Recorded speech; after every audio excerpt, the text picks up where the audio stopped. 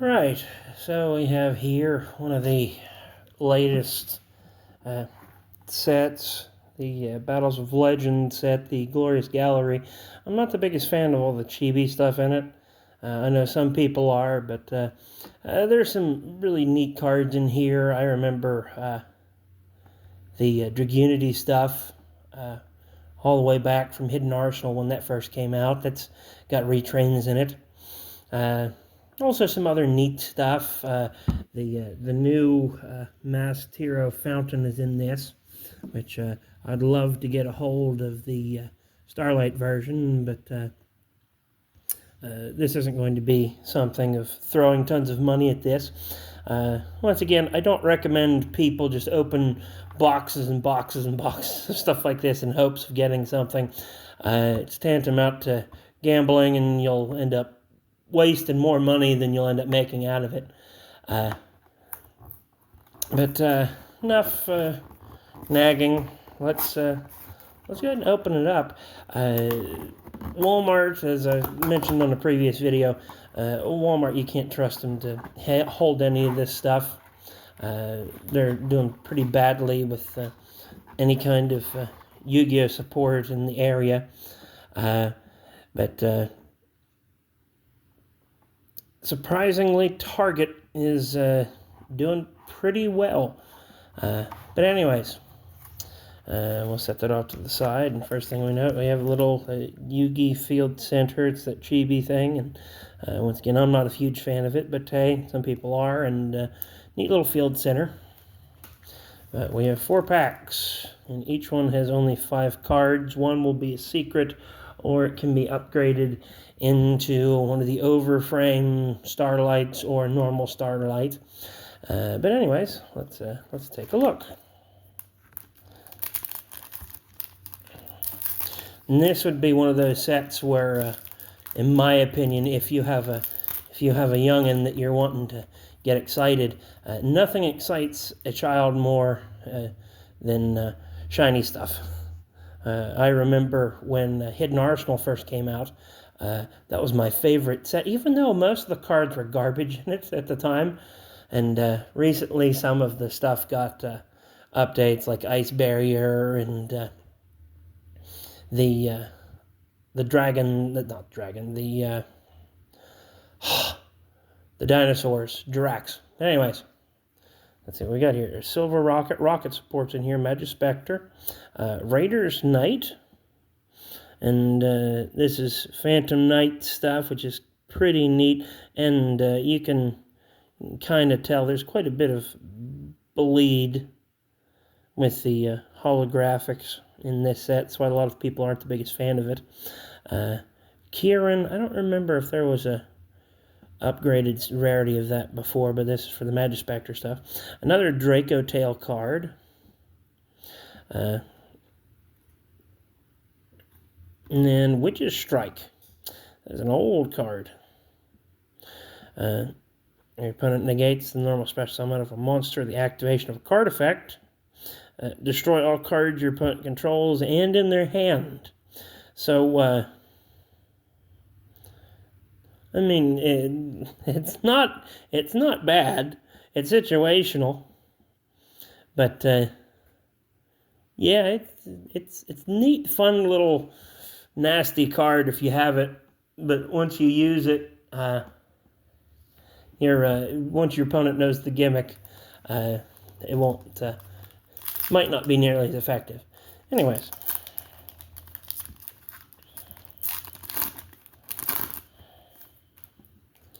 Let's see here. Gaga Escape. This is way after my time of keeping up to date with stuff. This is when the XE stuff came out. Gaga. And it's a counter. Which, it's not bad. Especially because you can discard a card and special summon a Gaga monster from your deck. Then it has the graveyard effect. And gives you protection for the stuff there. Sabersaurus was a neat card. Pretty good in order formats with a 1900 attack. Stellar Nova.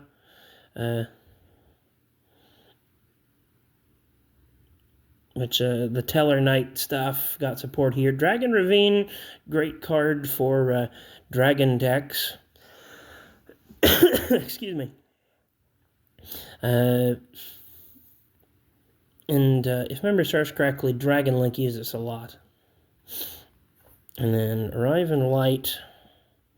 When this card is activated, place one level 1 dragon monster from your hand or deck on top of your deck. Neither player can return Stardust Dragon or Synchro Monster mentions it from the field to the extra deck. Very specific, but going on. If a Synchro Monster is special summoned, it's up to your damage step, apply one of these effects. And it's continuous. You can't apply that same effect again this turn, so draw a card and special summon one tuner. So, I mean, it's okay. But some of this stuff is situational. Some of these decks in here, they're clearly not like super high level stuff. Like, I don't think anyone was fooling around with Dragunity. Even though Dragunity is kind of neat and fun. But once again, if you want to play cards, play cards. Whenever I was playing more often, I don't really have people to play with anymore, but I always played rogue stuff, and it's because that's what was more fun for me. I just liked the stuff no one else was playing. I think the closest I ever got to playing meta was when Yubel was going crazy. But the moment that Fiendsmith came out and cost $100 per card, I was like, nope, and that's where I went rogue. Anyways, third pack. Armament Reincarnation. Special summon tokens with that name. Attack and defense of 500 and level 1 Light Warrior. Up to number of cards in your graveyard that are equip spells or traps that effects equip themselves as equip cards. Apply the following effects. Can't special summon the rest of the turn. Okay, that's kind of gross, but destroy as many cards. Your spell and traps as possible, including this card. Set as many cards as possible from your graveyard that are equipped spells or traps. And they can be activated this turn. Maybe it's situational. Shape Snatch. I remember getting the original one.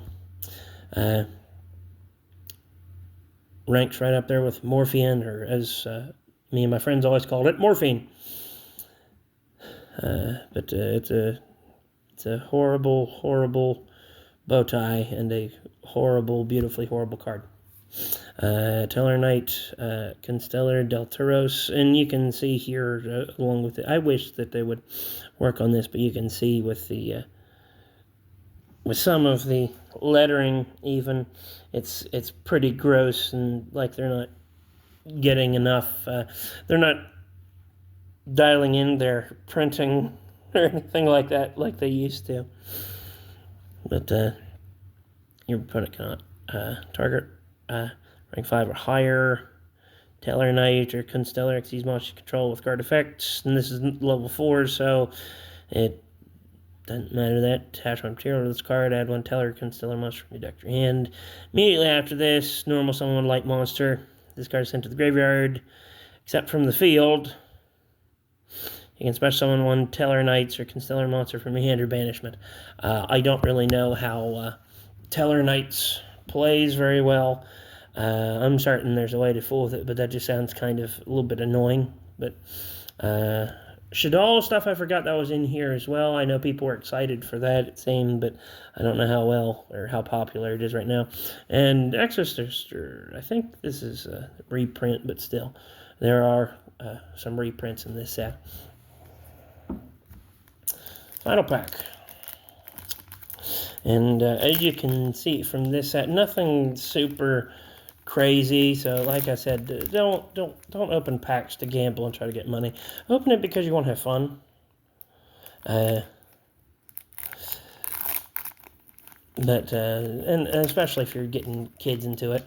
I do miss versus, like I said, the older sets where it was just, oh, you can got all kind of neat junk in here that's pretty generic, and you can play with that. But anyways, enough complaining. Fairy Tale Snow. I do not have one of those, so I guess I have one now. If it's normal or special summon, target one face-up monster your opponent controls, change its face-down defense position. And if it's in your graveyard, you can banish 7 other cards from your hand, field, or graveyard, special summon this card. So, it's a quick effect in the graveyard. Book of Moon is a monster. And it is not once per turn.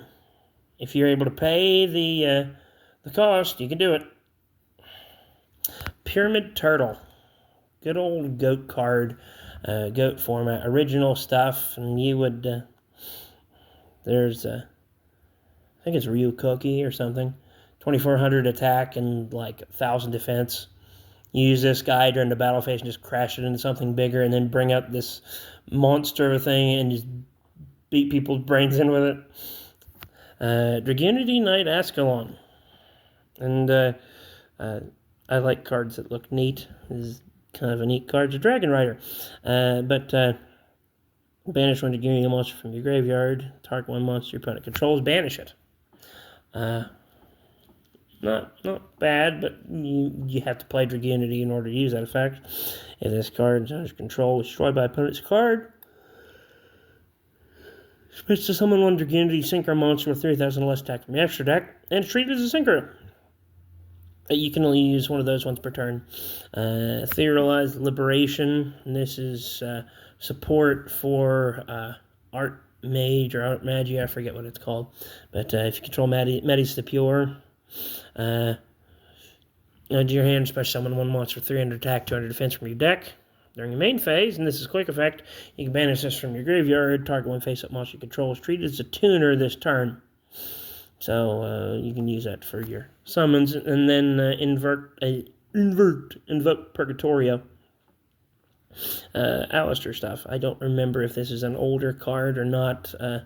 I wasn't playing during the time of Alistair being real popular, which in the next set, if memory serves correctly, Alistair's in it, along with all the other crazy stuff going on. Anyways, gain 200 attack for each card your opponent controls. Can attack all monsters your opponent controls once each. And if this card attacks event position, monster inflict pierce damage. So it's just a card used to try and beat over stuff. And, anyways, it's, Battles of Legend as a set, it's okay. Sometimes you'll get stuff like, ooh, something fancy, and other times it's just, oh, give it to your kid or someone to open up, and they'll get excited over it because it's shiny cardboard. But you might want to look through it. I would say for some of the stuff in here, you're better off just going on TCG Player and ordering it, like the Masked Hero. If you're wanting that, go for that. If you have money to throw, like any of this stuff, yeah, why not? But yeah, play card games, collect it for fun. Don't try to make it into a lucrative business, especially with Yu-Gi-Oh, where the prices always go up and down. Anyways, that's about it.